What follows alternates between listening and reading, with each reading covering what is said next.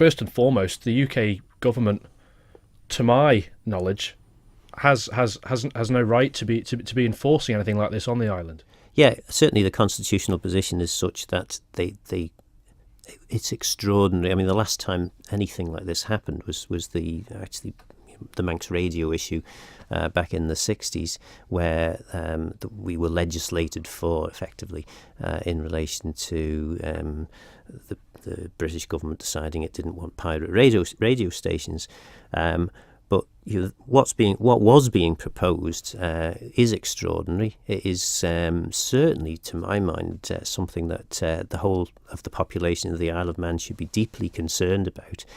Excellent that the government got down there and pushed very firmly this point. But the fact that so many parliamentarians in the United Kingdom seem to fail to recognise what our constitutional relationship is, it should be of deep concern. We know that the UK seems to be split in all sorts of different directions. You've got a minority government pressing on with Brexit.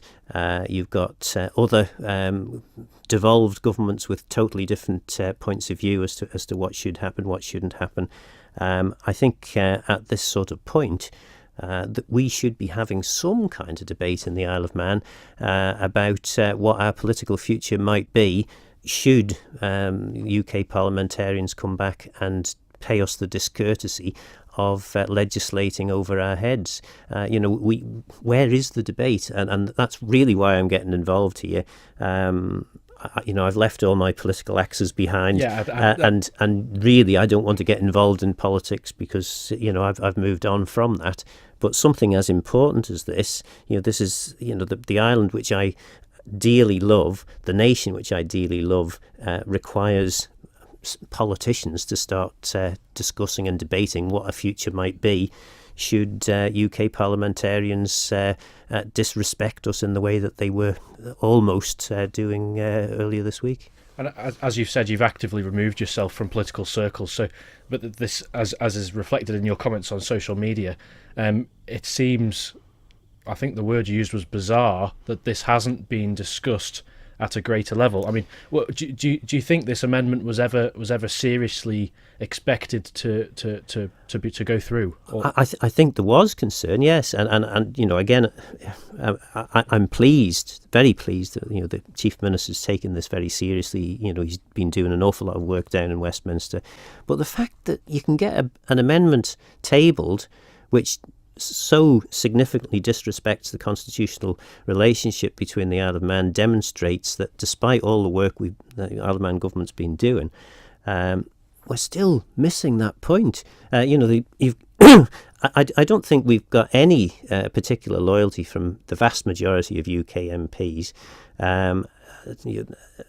We should be thinking the unthinkable. What happens if the UK did somehow turn around and UK government trying to cling on to power concedes various points to its backbenchers so that it carries on for however many more months it's going to sort of limp along for, totally undermining our constitutional position, destroying the business on the Isle of Man, which they've done to the overseas territories.